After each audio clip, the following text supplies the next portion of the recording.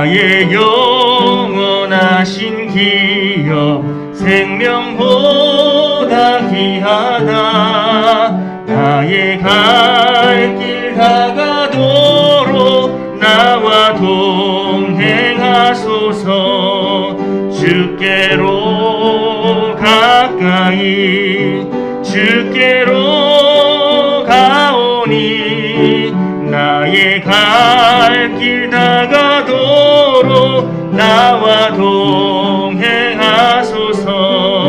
세상 부귀한 일함과 모든 명예 버리고 험한 길을 가는 동안 나와 동행하소서. 주께로 가까이 주께로 가오니 나의 갈 길 다가도록 나와 동행하소서.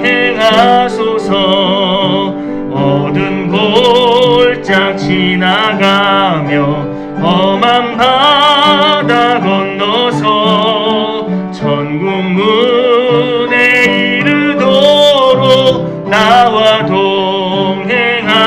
동행하소서. 주께로 가까이 주께로 가오니 나의 갈 길 다가도록 나와 다시 한번 1절부터 고백합니다. 나의 기업 생명보다 귀한 나의 갈 길 다가도록 나의 갈 길 다가도록 나와 동행하소서. 주께로 가까이 주께로 가오니 나의 갈 길 다가도록 나와 주께로 가까이 주께로 가까이 주께로 가오니 나의 갈 길 다가도록 나와 동행하소서. 주께로 가까이 주께로 가오니 나의 갈 길 다가도록 나와 동행하소서. 아멘. 음향이 문제 좀 있어서 여기서 소리가 좀 안 들리더라고요. 오늘 어쨌든 우리 마음 가운데 있는 고백, 주님께 더 가까이 나가기 위한, 주님 품 안에 거하기 위한 그런 간절한 마음, 그 마음 붙잡고 이 자리에 모인 줄 믿습니다. 이 고백이 주님께 상달되어지는 그런 시간들을 소망하면서 우리 함께 하나님, 오늘도 주님 만날 시간 될 수 있도록, 주님 말씀 안에 관한 시간 될 수 있도록, 그 말씀이 우리를 새롭게 하는 은혜 경험할 수 있도록 우리를 깨닫게 하시고 우리 가운데 역사해달라고 함께 간절한 마음으로 기도하며 나가는 시간 되었으면 좋겠습니다. 기도하시겠습니다. 기도하신 후에 우리 최현숙 집사님 대표로 기도해 주시겠습니다. 하나님 감사합니다. 오늘도 귀한 은혜 허락하셨습니다. 우리 한 사람 한 사람 자리에 부르시고 우리 가운데 허락하신 주님의 그 운대하신 은혜, 그 뜻을 우리가 함께 붙잡고 나가는 그런 예배 시간이 소망하오니 우리가 주님 안에서 정말 온전하게 되어지는 주님의 그 은혜를 함께 경험하는 그런 복된 시간 되게 하시고, 무엇보다 주님의 함께 하심을 감사함으로 아버지께 영광 드릴 수 있는 그런 귀한 예배 시간 될 수 있도록 도와주시옵소서. 우리 자신만의 유익을 구하는 시간으로 그치는 것이 아니라 아버지의 뜻을 함께 붙잡고 그 뜻 안에서 우리가 정말 마땅히 해야 할 일들 우리가 함께 결단하며 우리 삶을 주님께 온전히 오래될 수 있는 그런 귀한 예배가 되기 원하오니 우리 삶 가운데 그 모든 결단이 이루어지는 것을 경험하게 하시고 그 모든 과정을 통하여 주님께 기쁨 내는 주님의 시원케 하는 우리 모두가 될 수 있도록 주여 도와 주시옵소서. 감사드립니다. 살아계신 예수님 이름으로 이렇게 기도드렸습니다. 사랑과 은혜가 풍성한 하나님 아버지 감사합니다. 저희들에게 오늘도 거룩한 새날을 허락하여 주시고 한 주 동안 각자의 처소에서 열심히 생활하다가 주의 날을 기억하고 또 대면으로 또는 온라인으로 하나님 아버지와 교제케 하는 예배를 드리게 하심에 감사드립니다. 하나님 아버지, 지난 한 주간도 하나님의 은혜로 살았음에도 그 은혜를 깨닫지 못하고 하나님의 말씀대로 살지 못하고 성도의 구별된 삶을 살지 못하고 우리의 이웃들을 잘 섬기지 못하고 주님을 섬기는 일을 늘 십자가의 사랑을 생각하고 감사함으로 주님의 말씀을 믿고 순종하는 삶을 살아가며 아멘. 하나님을 기쁘게 하는 성도가 되기를 희망합니다. 아멘. 영일교회를 사랑하시는 하나님 아버지, 영일교회 카페가 차고 넘치는 새롭게 단장되었습니다. 영일 카페에서 말씀도 공부하고 교제도 하며 날마다 하나님과 예수 그리스도를 체험케 하시고 아버지 하나님을 찬양하며 영일교회가 하나님의 확장에 큰 쓰임을 받도록 준비케 하옵시며 아멘.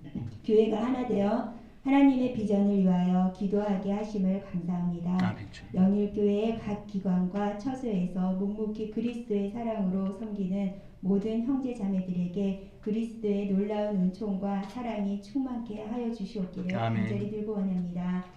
권능이 많으신 하나님 아버지, 오늘 말씀을 선포하시는 목사님에게 성령의 권능으로 덧입혀 주시고 아멘. 주님.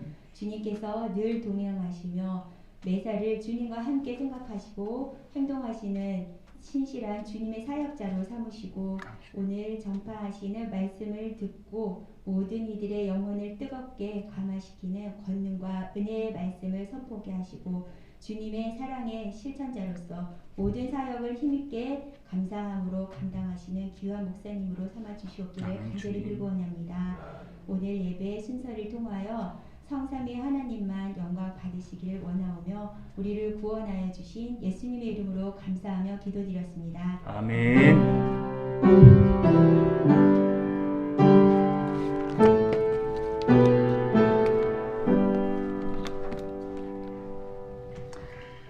우리 새사도신경으로 우리 신앙 고백 올려드리겠습니다.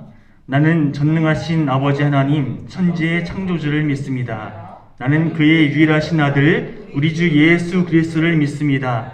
그는 성령으로 잉태되어 동정녀 마리아에게서 나시고 본디오 빌라도에게 고난을 받아 십자가에 못 박혀 죽으시고 장사된 지 사흘 만에 죽은 자 가운데서 다시 살아나셨으며 하늘에 오르시어 전능하신 아버지 하나님 우편에 앉아 계시다가 거기로부터 살아있는 자와 죽은 자를 심판하러 오십니다. 나는 성령을 믿으며 거룩한 공교회와 성도의 교제와 죄를 용서받는 것과 몸의 부활과 영생을 믿습니다. 아멘.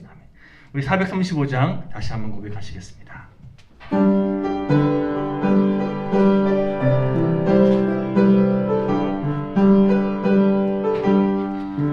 나의 영원하신 기업 생명보다 귀하다.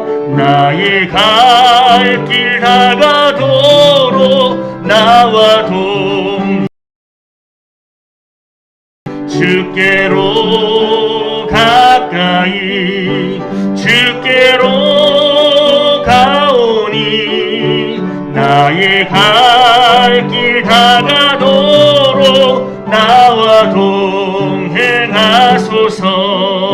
세상 부귀한 일함과 모든 영예 버리고 험한 길을 가는 동안 나와 동행하소서.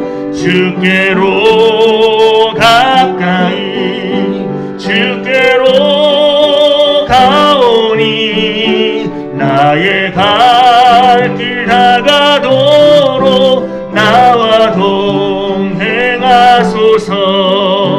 어두운 골짝 지나가며 험한 바다 건너서 천국 문에 이르도록 나와 동행하소서. 주께로 가까이 주께로 가오니 나의 갈 길 다가도록 나와 동행하소서.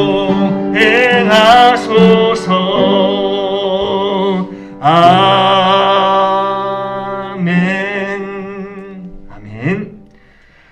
주유소 시간을 드리겠습니다. 교회 우리 선교관이죠. 카페 영일 우리 운영과 관련된 모든 준비 사항을 다 마쳤습니다. 어제 마지막으로 외부 간판 우리 평경제 와서 잘 부착해 주셨고요. 이 지역을 섬기는 아름다운 하나님의 축복의 통로로 귀하게 쓰임받을 수 있도록 함께 위해서 계속 기도해 주시기 바랍니다. 오늘 이번 주간에 새롭게 개발한 메뉴가 몇 개 더 있어서 시음회를 진행할 테니까요. 예배 끝나고 나서 꼭 맛보시고 어떤지 품평회를 좀 진행했으면 얘기해 주시고 이왕이면 맛있게 만들려고 노력했는데 칭찬해 주시면 더 감사하고요. 자, 우리 교회 카페 두 군데 로고가 완성되었습니다. 어제 간단하게 우리 카페 로고는 지난주에 올려드렸고요. 교회 로고를 올려드렸는데 교회 로고에 기록된 내용처럼 차고 넘치는 우리 영일 공동체 될 수 있도록 함께 간절하게 합력할 선을 이루는 그런 귀한 과정 될 수 있도록 기도해 주시기 바랍니다. 우리 서로 바라보시면서 축복의 통로가 되십시오. 차고 넘치는 그런 귀한 통로로 쓰임 받으십시오. 함께 축복하고 격려하는 시간 되었으면 좋겠습니다. 우리 서로 바라보시면서 당신은 축복의 통로입니다. 그렇게 쓰임 받길 소망합니다. 함께 당신은 하나님의 언약 안에 있는 축복의 통로 당신을 통하여서 열방이 주께 돌아오게 되리 당신은 하나님의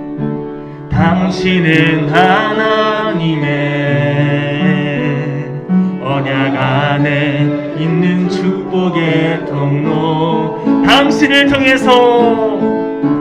당신을 통하여서 열방이 주께 예배하게 우리 함께 영광을 박수 올리겠습니다. 할렐루야. 아멘. 오늘 주신 말씀 함께 봉독하겠습니다. 우리 누가복음 19장 1절에서 10절까지 말씀. 누가복음 19장 1절에서 10절까지 말씀입니다.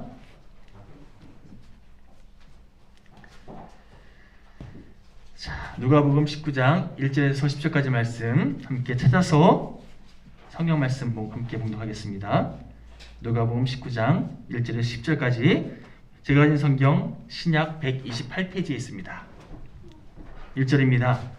예수께서 여리고로 들어가 지나가시더라. 2절 삭개오라 이름하는 자가 있으니 세리장이요 또한 부자라. 그가 예수께서 어떠한 사람인가 하여 보고자 하되 키가 작고 사람이 많아 할 수 없어 앞으로 달려가서 보기 위하여 돌 무화과 나무에 올라가니 이는 예수께서 그리로 지나가시게 되미러라. 예수께서 그곳에 이르사 쳐다보시고 이르시되 삭개오야 속히 내려오라. 내가 오늘 내 집에 유하여야 하겠다 하시니 급히 내려와 즐거워하며 영접하거늘 무사람이 보고 수군거려 이르되 저가 주인의 집에 유하러 들어갔도다 하더라.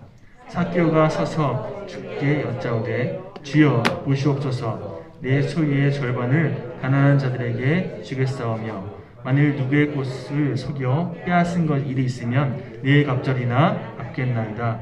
예수께서 이르시되 오늘 구원이 이 집에 이르렀으니 이 사람도 아브라함의 자손이미로다. 10절 인자가 온 것은 잃어버린 자를 찾아 구원하려 함이니라. 아멘. 할렐루야. 자, 오늘이 며칠이죠? 보통 그 세계 역사를 카운트할 때 AD, 혹은 BC 이걸 붙이잖아요. 오늘 그러면 다 붙이면 뭐가 되죠? AD 2021년 10월 17일. 자, 그러면 제가 왜 이런 말 하는 걸까 한번 생각해 보십시오. 자, AD, BC 뭐의 약자인지 혹시 아세요?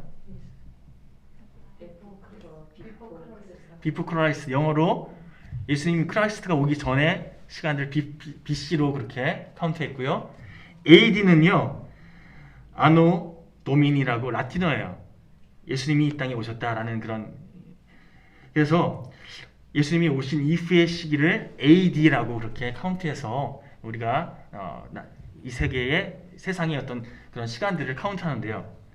여러분, 이처럼 세상의 역사를 예수님이 오신 시점을 기점으로 해서 BC 혹은 AD 이렇게 구분하는 것과 마찬가지로 한 인간의 개인의 삶도요, BC, AD가 적용되어지기 마련이라는 겁니다. 예수님을 만나기 전, 예수님을 만난 후. 나는 엄마 뱃속에서부터 예수님을 알았는데요. 아니요. 인격적으로 예수님을 만난 그런 시점 있잖아요. 그렇죠? 예수님을 알긴 알았는데 예수님과 인격적으로 동의했던 전과 후가 그 인생이 좀 다르더라는 거예요.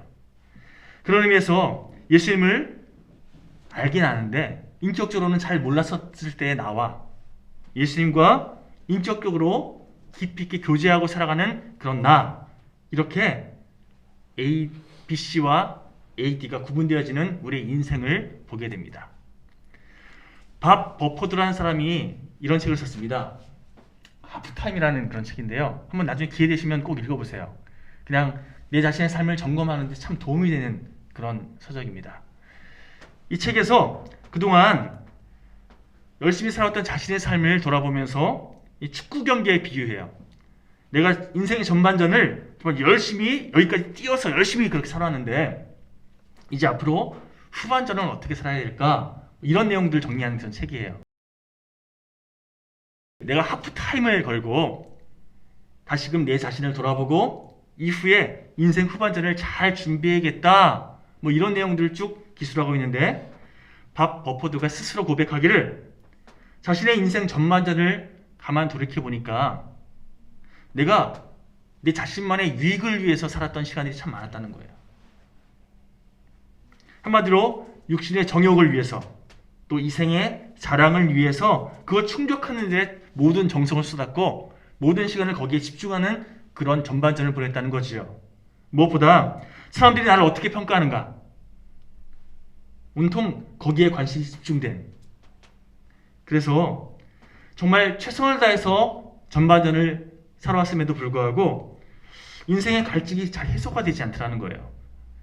더 인정받고 싶고 더 많이 누리고 싶고 더 많이 갖고 싶은 이 욕망이 충족되지 않으니까 오히려 점점점 더 마음의 공허함만이 쌓여가더라. 그렇다면 계속해서 이런 삶을 내가 살아가야 될 것인가? 내 인생의 후반전이 이런 흐름으로 계속 가야 되는가? 아니면 의미 있는 후반전으로 뭔가 좀 전환점을 맞이해야 될 것인가? 이런 생각을 하게 되었다는 것이죠. 이런 생각을 정리해서 쓴 책이 바로 이 하프타임이라는 책이에요. 여러분, 한 가지 질문을 드리고 싶습니다. 우리 인생의 하프타임은 언제일까요? 요즘 100세 시대라 그러니까 한 50대면 그때가 하프타임일까요? 저는 그렇게 생각하지 않습니다. 아까 제가 BC, AD를 구매했던 것처럼 나이는 별로 중요하지 않아요. 정말 중요한 것은 내 삶의 중심에 누가 있는가. 내가 내 삶의 주체로서 살았던 그런 전반전이었다면 이후로는 AD, 주님이 내 삶의 중심에 계셔서 주님의 뜻 안에서 내가 바른 생각, 바른 결정, 바른 길을 걸어가는 그런 인생을 살아갈 때에 우리 인생의 후반전이 더 의미 있게 더 복된 삶을 걸어가게 되는 줄 믿습니다. 우리 옆 사람에게 그런 의미에서 이렇게 질문했으면 좋겠습니다. 당신은 인생의 후반전을 어떻게 살아가고 싶습니까? 시작. 당신은 인생의 후반전을 어떻게 살고 싶습니까? 어떻게 살고 싶으세요? 그냥 지금처럼 더 많이 누리고 더 많이 얻고 더 많이. 여러분들에게 그림 하나 보여드릴 건데요. 자, 한번 띄워주시겠습니까? 문순이라는 그런 수묵 화가님이 그리신 그림인데요. 눈을 가리신 그런 예수님의 그림이에요. 자, 예수님의 눈이 가려져 있습니다. 눈을 가리우신 예수님. 도대체 뭘 표현하는 걸까요? 이 그림 그린 화가가 수도권에 위치한 한 감리교회 교인이신데요. 그런데 그분이 이 그림에 대한 설명으로 내가 다시는 너희들의 죄를 보지 않겠다. 이런 예수님의 마음을 이렇게 그림으로 표현했다라고 설명하시더라고요. 그러면서 자신의 작가 소감을 이렇게 남겼습니다. 이 그림에 대한 작가의 소감 있잖아요. 한번 넘겨주시겠습니까? 나는 울었다. 또 울고 울었다. 왜 그리 울었을까? 나는 내 손으로 예수님의 눈을 닫으며 눈물을 닦았다. 주님의 눈을 가리며 나는 참 많이 울었다. 하나 더 넘겨주세요. 그러나 얼마나 큰 은혜가 나에게 머물렀던지 모른다. 가려도 가려지지 않는 얼굴이, 주님의 그 얼굴이 나를 향해 미소 짓고 계셨기 때문이다. 자, 가만 보시면 예수님의 입가에 미소가 담겨 있어요. 그렇죠? 저는 이 그림을 보면서 이번 주간에 말씀을 준비하는 내내 삭개오가 예수님을 만나고 예수님께서 허락하신 그 은혜를 누린 이후에 예수님 바라보았을 때 아마 이런 얼굴로 삭개오가 예수님을 바라보지 않았을까 하는 생각이 들었습니다. 다시는 너의 죄를 보지 않겠다. 그러면서 자신을 향해 미소 짓고 계시는 그 예수님의 얼굴. 현재 말하는 것은 저와 여러분들의 시선이 내 눈 주의 얼굴을 보네. 매 순간 우리를 바라보시는 미소로 사랑의 눈길로 우리를 바라보고 계시는 그 예수님의 얼굴을 바라보며 살아가는 우리는요, 매 순간 어느 순간이든지 너무나 많은 순간 예수님의 손을 구해요. 다시 말해서 주님의 능력을 구합니다. 나를 도와달라고, 나에게 뭔가 힘이 되어달라고. 그런데 여러분, 더 중요한 것은요, 가장 먼저 구할 것은 손이 아니라 얼굴을 구하는. 마치 아이가 엄마가 그냥 바라만 봐도 평안해지고 행복해하는 그 갓난아기의 그런 관계처럼 우리가 주님의 얼굴을 먼저 구할 때 주님의 손의 능력도 함께 누리게 된 줄 믿습니다. 여러분, 미국의 타임지라는 그런 잡지가 있잖아요. 이 타임지를 창간한 헨리 루스라는 사람의 부인 클리어 부스 루스라는 그런 분이 이런 말을 했습니다.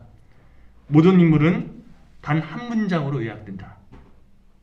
어떤 사람이든지 한 문장으로 요약할 수 있다라고 그렇게 말을 했는데요. 이게 무슨 말인가 하면 한 사람에 대한 묘사가 그리 긴 문장이 필요하지 않다는 거예요. 예를 들어서 그 사람 순 사기꾼이야. 그 사람 정말 좋은 사람이야. 이렇게 한마디로 다 요약할 수 있다는 거죠. 그렇죠? 더 쉽게 설명드릴게요. 얼마 전에 제가 선배 목사님한테 전화를 받았습니다. 그 목사님 교회에 제 후배 한 명이 아마도 부목사 이렇게 면접 이력서를 낸 것 같아요. 그래서 이 사람에 대해서 좀 궁금하니까 어떤 사람인지 알고 싶어서 저에게 이 친구 어때? 라고 전화로 물어보신 거예요. 제가 그 전화 받고 나서 그 친구요 이러저러하고 저러저러 하면서 참 이런 장점이 있고 막 이렇게 길게 설명했을까요? 어땠을 것 같아요? 그 친구요 괜찮습니다. 이걸로 끝났어요. 이해되시죠? 뭐 별로 안 좋은 친구면 글쎄요 이건 끝나요. 그렇죠? 물론 더 디테일한 설명을 요구하시면 그 친구는 이러이러하고 이렇게 그 다음에 설명할 수 있지만 그냥 이 친구 어때? 이 질문에는요 괜찮습니다. 괜찮아요. 좋습니다. 그 친구는요 이렇게 그냥 한마디면 끝난다는 거예요. 여러분, 제가 제 자신의 삶을 좀 돌아보면서 이승엽이라는 제 자신의 목회자로서 혹은 아빠로서 어떠한 한마디 요약이 될 수 있을까? 제 딸들에게 아빠 이승엽은 어떻게 요약될 수 있을까? 목사 이승엽은 어떻게 요약되어질까? 깊이 있게 좀 생각해 봤습니다. 그런데 여러분, 아직 자신이 없어요. 여러분도 어떻습니까? 그 사람은 정말 하나님의 사람이야. 우리 아빠 최고야. 제가 바라는 것은 이런 평가인데 아직 부족하더라는 거죠. 여러분들도 여러분 자신을 한마디로 요약했을 때 어떻게 요약할 수 있을지, 무엇보다 하나님의 시선으로 우리가 어떻게 평가되어지는 것을 바라는지 한번 시간을 내어서 스스로를 한번 점검해보는 그런 저 여러분 모두가 되었으면 좋겠습니다. 그럴 때 지금까지 그냥 내 자신의 계획, 만족, 여러 가지 목적을 하나님께서 나를 어떻게 평가하시는지에 대해서 점검하는 그 순간 좀 달라지게 되어 있다는 거예요. 오늘 본문 2절 말씀을 그런 맥락에서 다시 한번 살펴보겠습니다. 우리 2절 말씀 함께 봉독해 볼까요? 시작. 삭개오라 이름하는 자가 있으니 세리장이요 또한 부자라. 한 사람에 대해서 한 문장으로 요약할 수 있다고 했는데 지금 누가복음의 저자는 삭개오라는 세리를 뭘로 요약하고 있죠? 그는 세리장이요 부자다. 이게 무슨 내용일까요? 세리장이요 또한 부자라.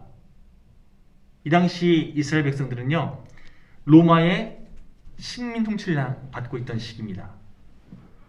로마 정부가 세리들을 앞세워서 식민지 백성들을 착취했고, 세리들이 자신의 동족들, 로마 정부의 편에 서서 그 자신의 동족들에게 혈세를 뜯어내면서 자신들의 이익을 추구했던 그런 시기예요. 그러다 보니까 자신을 괴롭히고 자신을 힘들게 하는 그런 매국노 같은 세리에 대해서 이스라엘 백성들이 달갑게 볼 일이 만무하지 않겠습니까? 무엇보다 삭개오는요 그런 세리들의 장이에요. 우두머리라는 거죠. 그러니 이스라엘 백성들이 이 삭개오에 대해서 바라보는 시선이 얼마나 달갑지 않은 그런 안 좋은 시선이었을지 답이 나오시죠? 겉으로는 아마 굽신굽신거렸을 겁니다. 왜요? 자신에게 세금을 책정하는 그런 갑이잖아요, 갑. 조금이라도 자신의 짐을 덜기 위해서 겉으로는 자신의 목줄을 쥐고 있는 권력을 가진 삭개오에게 그렇게 어떻게든 세금을 감면받으려고, 어떻게든 그렇게 자신이 피를 당하지 않으려고 비굴하게 삭개오 앞에서 그렇겠지만, 그러나 겉으로는 굽신거리지만 속으로는 실상 자신을 저주와 같은 시선을 바라보고 있는, 자신을 미워하고 있는 그런 상대방의 시선, 삭개오가 몰랐을까요? 다 느꼈겠죠. 돈도 많고 사람들 위해서 호령하는 이 권력을 가진 삭개오, 소위 세상에서 말하는 모든 성공적 조건 다 갖추고 있는 삭개오였지만, 그러나 분명한 것은요 삭개오는 행복하지 않았다는 겁니다. 다 누리고 있는데, 다 갖고 있는데 행복하지 않더라는 거예요. 이요 또한 부자라. 이 요약은요 겉으로는 화려해 보일지 모르지만, 그러나 그 내면을 들여다보면 공학이 짝이 없는 삭개오의 상태를 함축해서 설명하고 있는 그런 문장이 들어가는 거예요. 여러분, 이 삭개오의 설명은요, 삭개오에 대한 이런 설명은 엄밀히 말해서 지금을 살아가고 있는 현대인들의 자화상이라고 해도 과언이 아닙니다. 자, 여러분, 요즘처럼 화려한 세상이 어디 있습니까? 우리 권사님들, 집사님들 어렸을 때에 비하면 참 살기 좋은 세상이잖아요, 그렇죠? 우리 애들은 너무나 당연하게 여기는 그런 어떤 상황들이지만, 그게 얼마나 좋아진 건지, 얼마나 편해진 건지 우리는 알잖아요. 많은 것을 누리고 있는 세상, 정말 화려해진 좋은 세상인데, 그거에 비례해서 마음속에 공허함이 더 가득한 그런 세상을 살아가고 있습니다. 이게 바로 우리의 현실 아닙니까?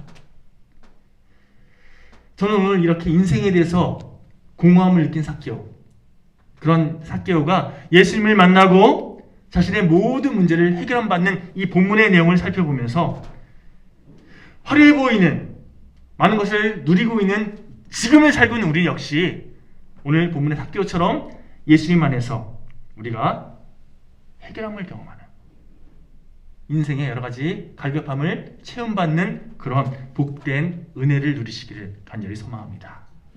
자, 우리 첫 번째로 그런 의미에서 삭개오가 예수님을 만난 이후에 그가 어떤 회복을 경험했는가, 자신의 근본적인 문제가 무엇인지 정확하게 파악하는 눈을 갖추게 되었다는 겁니다. 자, 엄밀히 말해서 삭개오는 상처가 많은 사람입니다. 우리 본문 쭉 읽다 보면 삭개오의 신체적인 컴플렉스 있잖아요. 키가 무척 작았던 것 같아요. 그냥 작은 게 아니라 아주 작았던 것 같아요. 삭개오 때문에 사람들이 상처받고 힘든 그런 시간도 있었겠지만 삭개오 역시 사람들로 인해서 많은 상처를 받았을 거라고요. 자기의 신체적인 그런 조건 때문에. 삭개오가 이렇게 독해진 과정 가운데는요, 여러분, 삭개오가 뭔가 인간적으로 결함이 있어서 그런 게 아니라 사람들이 삭개오로 하여금 그렇게 독한 마음 품게 만드는 그런 과정들도 분명히 있었을 거라는 거지요. 아마도 모르긴 몰라도 삭개오는 키에 대한 컴플렉스가 분명히 있었을 겁니다. 사람들에게 놀림도 당했을 거고요, 상처도 많이 받았을 거예요. 그 외에도 여러 가지 우리가 모르는 성경에 기록되지 않은 여러 가지 문제들이 삭개오에게 있었을 거죠. 그것을 삭개오는요, 내가 저 사람들보다 위에 있으면, 내가 저 사람들을 이렇게 막 좌지우지할 수 있는 그런 자리에 내가 올라가게 되면 다 해결할 수 있겠지, 어디 두고 보자, 이런 마음으로 여러분, 다른 사람들을 상처 주고 다른 사람들을 착취하는 거, 내가 목적을 이루기 위해서라면 이거 아무렇지 않은 그런 길을 삭개오는 선택했어요.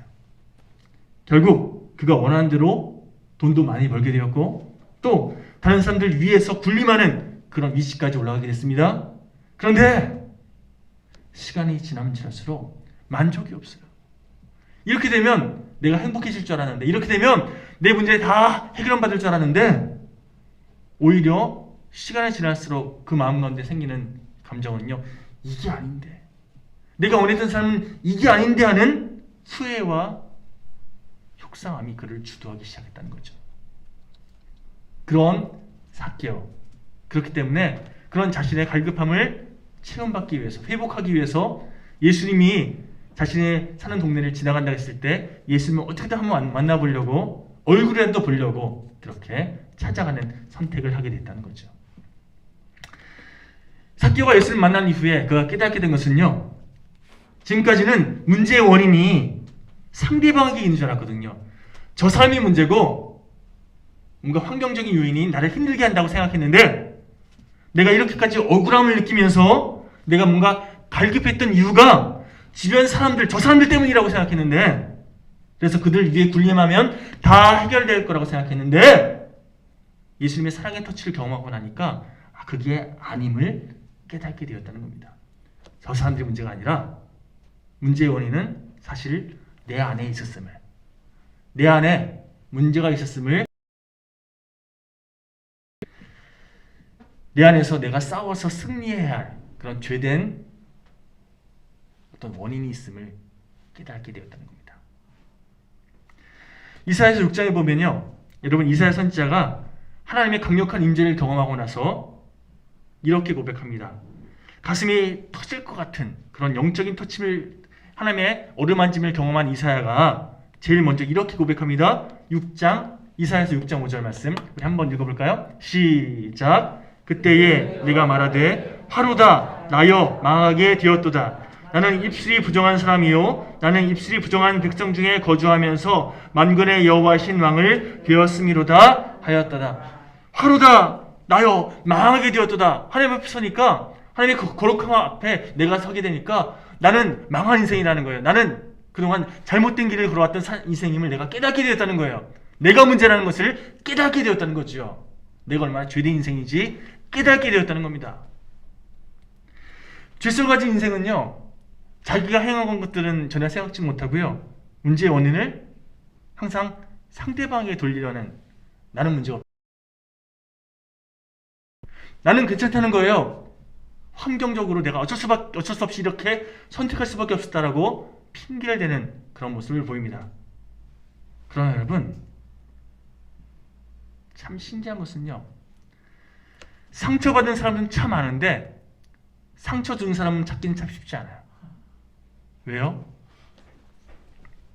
사람들은 항상 자기 위주로 해석하거든요. 다 자기가 상처받았어요.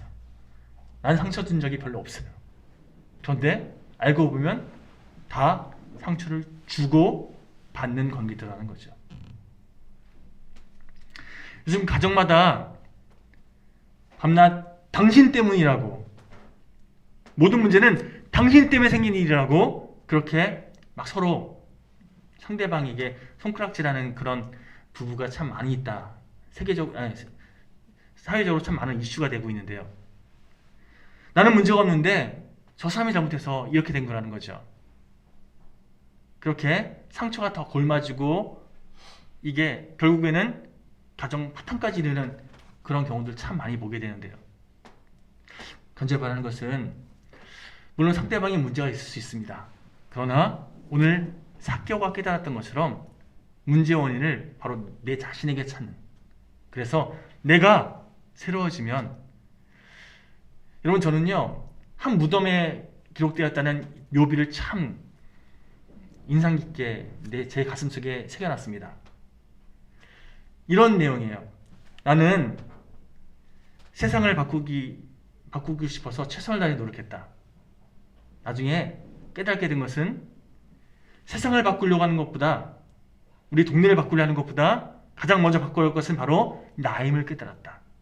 내가 먼저 바뀌었으면 내 가족이 바뀌었을 것이고, 내 가족이 바뀐 걸로 말미암아 우리 동네가 바뀌었을 것이고, 우리 동네가 바뀐 걸로 말미암아 세상이 바뀌는 그런 발판이 되었을 것인데, 나는 가장 중요한 내가 바뀌는 것을 선택하지 못했다. 여러분 그렇습니다.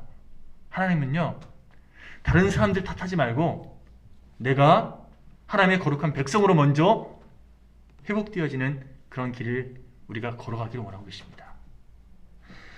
여러분 오늘 이사야가 그랬던 것처럼 화로다 나여, 하나님 앞에서 내가 나를 돌아보니까 내가 얼마나 죄된 인생인지 깨달았습니다. 주님, 내가 하나님의 백성으로서 바르게 살아가기 원합니다.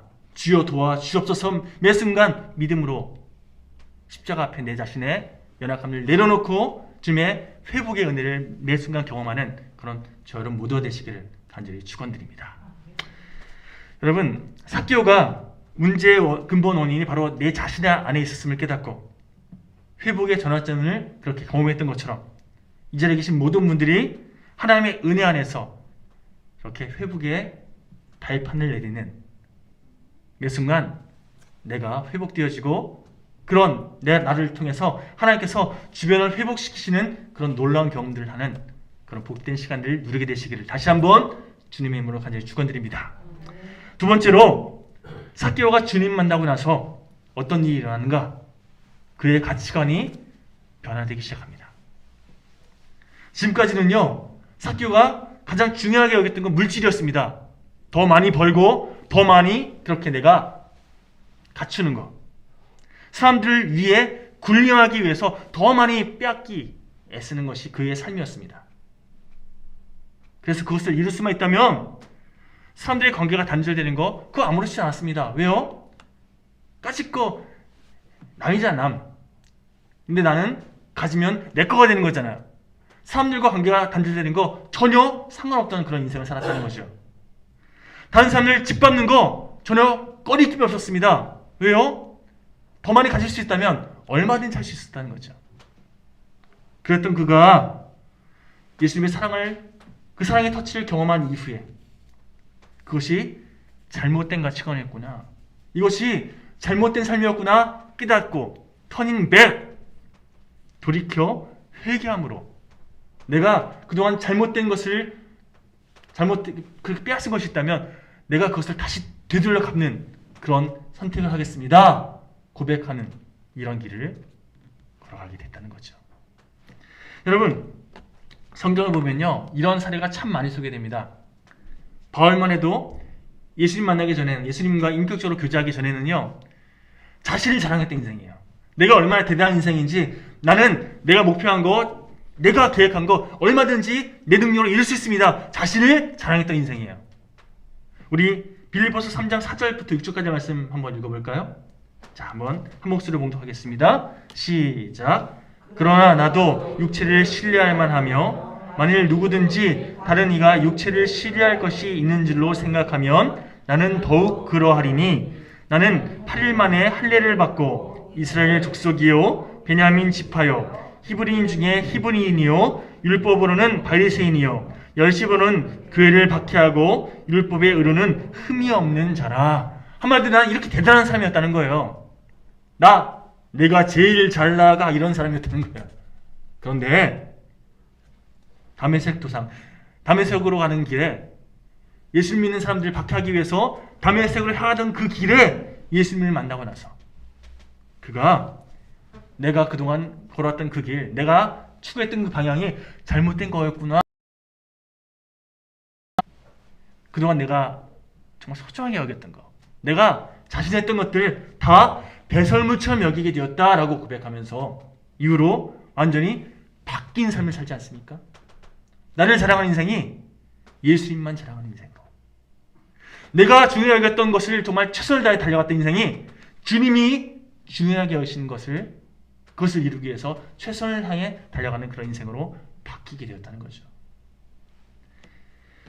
얼마 전에 어떤 교단에서 요한 3서 1장 2절 말씀 제가 번역해 드리겠습니다. 사랑하는 자여, 내 영혼이 잘됨 같이 내가 범사에 잘되고 강건하기를 내가 간구하노라. 참 좋은 말씀이죠. 너의 영혼이 잘됨 같이 너가 범사에 잘됐으면 좋겠다. 참 귀한 말씀인데요. 이 말씀으로 이렇게 해석을 했습니다. 넘겨주십시오. 영혼이 잘됨 같이 하는 이 구절을 통해서 영혼 형통, 범사에 잘되고 이 구절을 통해서 사업 형통, 강건하기를 이 말씀을 통해서 건강 형통, 세 가지 형통, 한마디로 삼박자 구원을 주장했어요. 우리 인생 가운데 이렇게 세 가지가 형통하기를 원합니다. 이런 주장을 이렇게 해석하면서 이 해석을 기반으로 성경 전체를 그렇게 해설하려고 들었습니다. 물론 전체 기독교계에서 이거 잘못된 해석이다, 잘못된 접근이다 이렇게 반발하면서 나중에 이걸 주장한 목사님도요, 내가 잘못 접근했습니다, 내가 잘못 해석했습니다 이렇게 인정하면서 소위 해프닝처럼 그렇게 마무리되는데요. 여러분, 복을 구하는 신앙, 사실 이거 주장하는 목사님이 굉장히 유명한 목사님이거든요. 복을 구하는 신앙, 소위 기복주의 신앙은요, 이처럼 하나님의 뜻을 쉽게 변질시킬 수 있습니다. 하나님께서 우리 영혼 형통하고 만사 형통한 모든 일이 잘 되기만을 우리에게 원하신다, 이렇게 해석하는 것은 문제가 있다는 거죠. 철저히 인간적인 해석이라는 거예요. 분명히 말씀드립니다. 예수 믿는다고 다 부자 되는 거 아닙니다. 예수 믿는다고 모든 병 다 낫는 거 아니라는 거예요. 쉽게 예를 들어드릴게요. 살았습니까? 그가 하나님께 기도했더니 그의 병이 나았습니까? 아니잖아요. 중요한 키워드는요, 부자가 될 수도 있고 병이 나을 수도 있어요. 그런데 정말 중요한 것은 그것이 하나님의 뜻인가입니다. 하나님 뜻 안에서 그렇게 될 수도 있고 그렇게 안 될 수도 있다는 거예요. 그래서 우리가 막 열심히 기도했는데 병이 낫지 않았습니다. 하나님 왜 이럽니까? 막 원망하는 것이 아니라 그 안에서 하나님의 뜻을 발견하는 것이 지혜로운 그리스도의 모습이라는 거죠. 한 가정에서 췌장염으로 그렇게 돌아간 집사님 가정이 있습니다. 이 남자 집사님께서 췌장염으로 돌아가시면서 참 그 가정이 많이 힘들었어요. 결국 그분이 돌아가시고 나서 하나님 왜 이렇게 귀한 분 먼저 데려가십니까? 막 너무나 많은 사람들이 그렇게 원망했어요. 그런데 시간이 지나고 나서 그 가정의 자녀들이요, 참 신실하게 오히려 아버지를 위해서 기도하는, 물론 아버지가 결국 돌아가셨지만 그러나 그 모든 과정을 통해서 하나님께 집중하는 그런 우리 가정이 하나님 안에서 그동안은 하나님을 배워서 하는, 들어서 하는 그런 지식적인 하나님이었는데 아버지를 위해서 기도하는 이 과정을 통해서 하나님 인격적으로 만난 결국 그 자녀들이요, 하나님께 자신의 삶을 온전히 집중할 수 있는 그런 이후의 삶을 고백하면서 하나님의 뜻이 있었구나, 이걸 발견한 그런 적이 있었습니다. 여러분, 우리가 믿는다는 것은요, 내가 원하는 대로 착착착 진행되고 내가 바라는 대로 하나님께서 다 이루십시오, 비나이다 비나이다, 이걸 연발하는 것을 의미하는 것이 아닙니다. 내 계획, 내 바람과 상관없이 하나님께서 나를 통해 무엇을 이루고자 하시는지, 하나님의 뜻이 바르게 이루어지는 것을 경험하는 것. 무엇보다 내 안에 있는 열등감, 내 상처, 나의 컴플렉스, 이런 것들이 하나님 안에서 온전히 회복되어져서 하나님의 자녀다운 모습으로 아름답게 살아가는 그런 내 삶을 통해서 하나님께서 이 땅을 바르게 회복하시는 그런 과정들, 이것이 우리가 하나님 믿는 올바른 방향이 되어야 할 줄 믿습니다. 여러분, 몇 년 전에 미국의 캘리포니아의 한인교회에서 참 대형교회였는데 이런 특별세도의 플랜카드, 슬로건을 내건 적이 있습니다. 한번 넘겨주시겠습니까? 다 같이 한번 슬로건 읽어보시죠. 시작. 부모의 새벽기도, 자녀의 평생 축복. 자녀의 새벽기도, 부모의 노후 대책. 아내의 새벽기도, 남편의 영적 성공. 참 그럴듯하죠?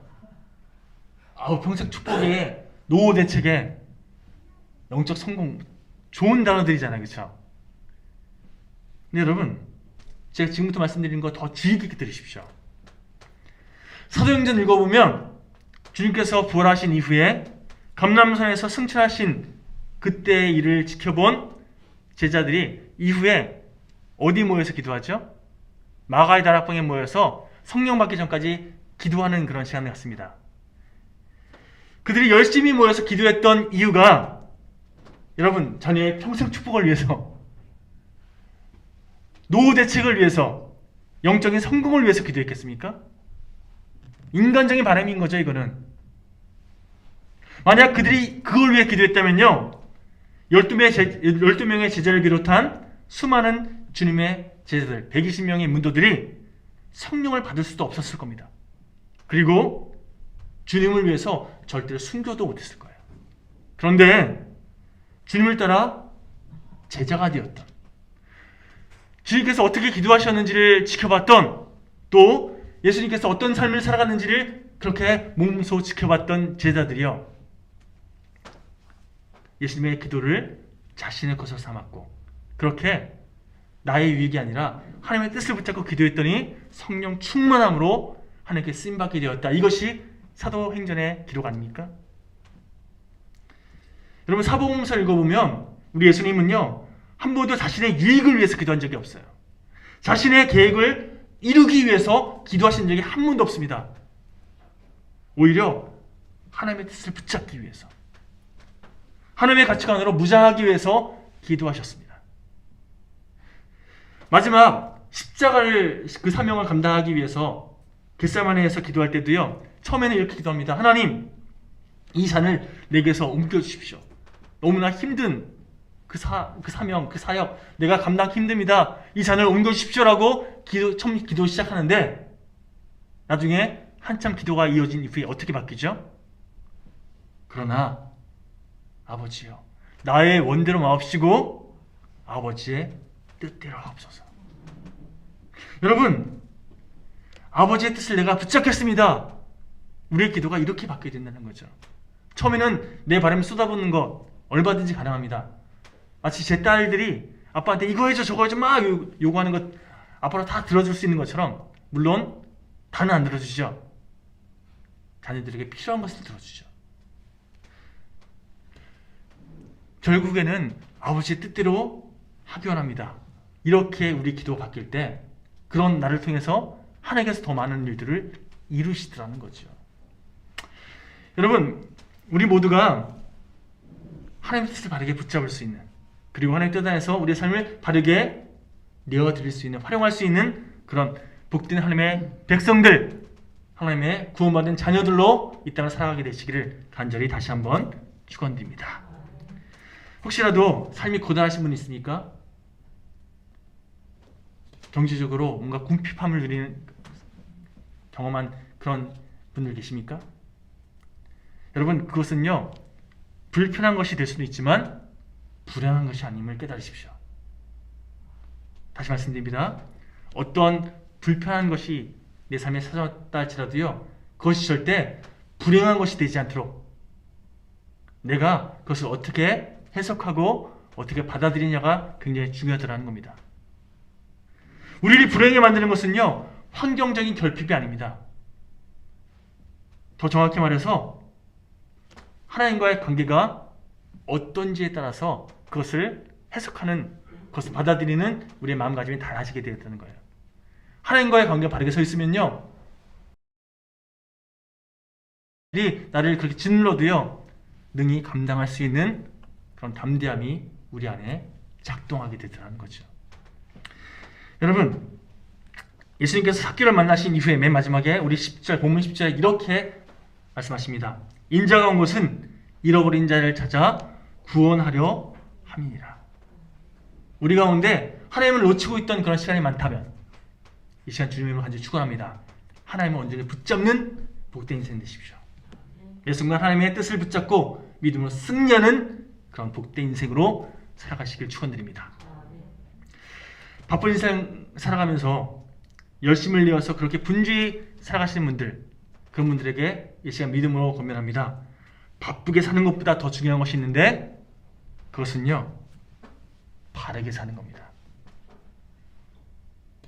우리들은 그냥 시간이 지나가면 얼마든지 그냥 그 시간을 보내면서 살아가는 인생인데, 중요한 것은 그냥 살 수 있지만 잘 사는 것은 쉽지 않습니다. 시간이 지나면 언젠간 죽게 마련인데 언제든지 죽을 수 있지만, 그러나 잘 죽는 것은 쉽지 않습니다. 잘 살고 잘 죽음을 맞이하는 그런 복된 인생 되시기를 간절히 축원합니다. 여러분, 결론을 이렇게 맺겠습니다. 김춘수 씨가 쓴 꽃이라는 그런 시 아시죠? 제가 목록해 드릴까 하다가 저의 이 텁텁한 목소리보다 맑고 고운 여성의 목소리로 그렇게 봉독해 드리는 게 좋을 것 같아서 한번 준비해 봤습니다. 들어보시겠습니까? 꽃.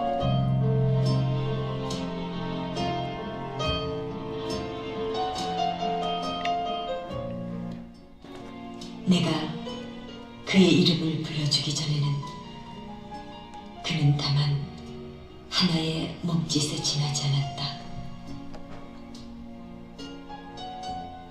내가 그의 이름을 불러주었을 때 그는 나에게로 와서 꽃이 되었다.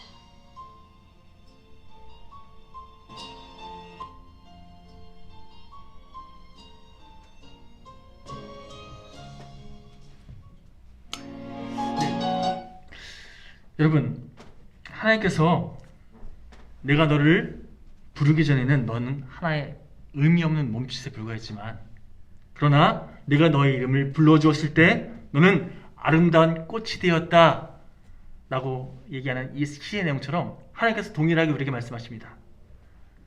너는 나에게 의미 있는 인생이야. 내가 너와 늘 함께함을 깨닫고 너를 부르는 나의 음성을 들었을 때 너는 진짜 의미 있는 꽃과 같은 인생을 살 수 있음을 깨달으려. 너는 나의 기쁨이란다. 너는 나의 사랑스러운 자녀란다. 내가 너를 통해서 세상을 다시금 회복시키기 원한다. 얘야, 너를 이 땅에 보낸 그 목적대로 너가 의미 있게 살아갔으면 좋겠다. 듣고 그 음성에 합당한 삶을 살아가는 우리 모두가 되었으면 좋겠습니다. 여러분, 파스칼이 이런 말 했습니다. 우리 한번 읽어볼까요? 시작. 사람의 마음속에는 큰 구멍이 있다. 그 구멍은 쾌락으로도 명예로도 철학으로도 채울 수가 없다. 오직 그리스도의 사랑만이 채울 수 있다. 사실 말하는 것은 삭개의 마음을 그렇게 터치해 주시고 그가 하나님의 자녀로 아브라함의 자손으로서 바른 길을 살아갈 수 있게 되었던 것처럼 성령님께서 매 순간 여러분들의 마음을 터치해 주시고 여러분들이 하나님의 자녀답게 살아갈 수 있도록 여러분 내면 질서가 매 순간 회복되어지고 낮은 자존감, 자격지심 이런 여러분들의 죄된 성향에 휘둘리는 것이 아니라 나는 하나님의 자녀라, 나는 구원받은 하나님의 백성이야, 이런 가치관으로 매 순간 믿음으로 승리하며 살아가는 그런 복된 저를 모두 얻으시길 간절히 축원드립니다. 우리 이 시간 이 찬양 함께 고백하시고 매 순간 주님만 바라보겠습니다 결단하시면서 함께 기도했으면 좋겠습니다.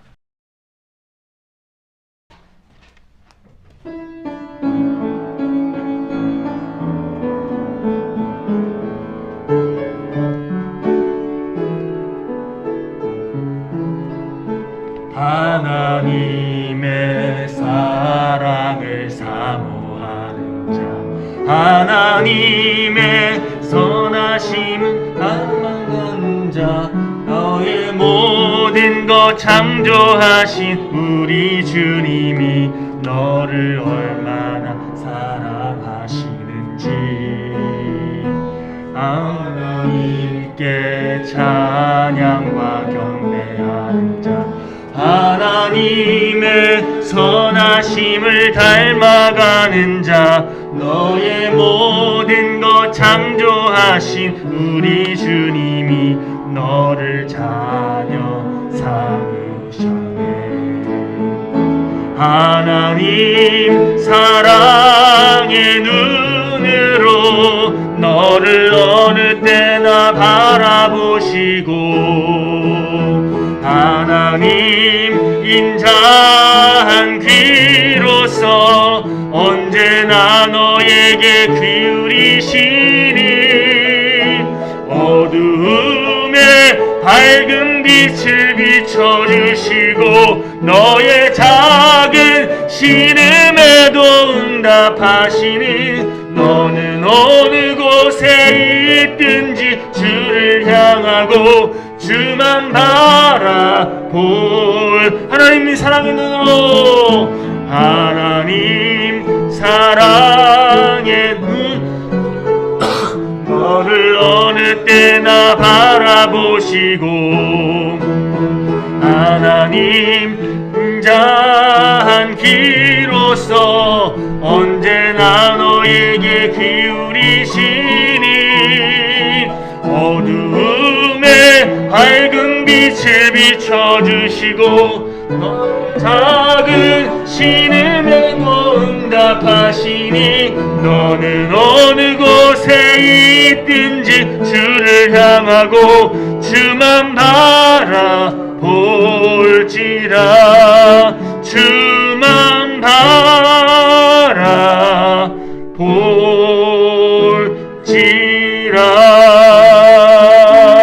바라볼지라. 기도하겠습니다. 하나님, 우리가 살아가면서 우리를 풍요롭게 하는 물질, 돈, 명예, 때로는 내 가족이, 때로는 내 자녀가 이렇게 내가 중요하게 여겼던 것이 있습니다. 주님, 그 모든 것이 사실은 하나님께서 나에게 허락하신 것임을 깨닫고 주님께서 함께하지 않는다면, 주님 안에 내가 거하지 않는다면 그것이 나에게 진정한 의미가 될 수 없음을 깨닫게 하셔서 가장 중요한, 가장 소중한 주님을 나의 삶의 주인으로 모시고 주님께서 원하시는 복된 길을 우리가 믿음으로 걸어갈 수 있는 도와주시옵소서. 하나님, 매 순간 우리와 함께 하시며 우리에게 말씀하신 줄 믿습니다. 주님의 그 음성 듣고 진정한 의미 있는 꽃으로서 매 순간 향내내는 주님의 아름다운 향내를 이 땅 가운데 흘려보내는 우리 복된 하나님의 자녀로 살아갈 수 있도록 도와주시옵소서. 이 시간 주님께 정성을 모아 예물 올려드렸습니다. 그 마음, 그 정성 기쁘게 받아주시고 그들의 가정과 삶 가운데 형통함으로 함께하여 주시옵소서. 모든 것이 주님 되시는 하나님을 신뢰하면서 하나님께서 모든 것을 허락하셨음을 깨닫고 하나님을 위해서 우리의 시간들, 우리의 정성, 노력, 그 모든 것들 의미 있게 내어드릴 수 있는, 그래서 주님의 나라 확장을 위해서 아름답게 사용하는 하나님의 복된 자녀 될 수 있도록 도와주시옵소서. 이제는 십자가 위에서 피 흘려 죽으심으로 죄와 사망에서 우리를 구속해 주신 예수 그리스도의 그 크신 은혜와 하나님의 무한하신 사랑하심과 성령님의 감화 감동 교통하심이 오늘 말씀을 듣고 매 순간 하나님의 자녀답게 살기를 결단하는 하나님이 기뻐하시는 모든 성도님들의 머리머리 위에 이제부터 영원까지 영원히 함께 하시기를 간절히 축원하옵나이다. 아멘.